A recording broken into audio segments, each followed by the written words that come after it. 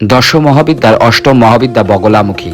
কামাখ্যা মন্দিরের আরেকটু উপরে উঠে গেলেই রয়েছে এই বগলামুখী মন্দির। অনেকেই এটা জানেন না। বগলামুখী মন্দির পর্যন্ত গাড়ি যায়। ইনি দশ মহাবিদ্যার অষ্টম মহাবিদ্যা।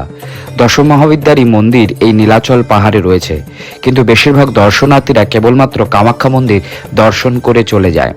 মা বগলামুখী স্তম্ভন এর দেবী। রোগ ভোগ দূরীকরণ, কেউ যদি আপনার উপর কালা জাদু করে সেটা দূরীকরণ, নবগ্রহের দোষ দূরীকরণের জন্য বগলামুখীর পূজা করা হয়। রাত 10টার মধ্যে মন্দির বন্ধ হয়ে যায়। তারপরে আর কেউ মন্দিরে পূজা অর্চন বা দর্শন করেন না।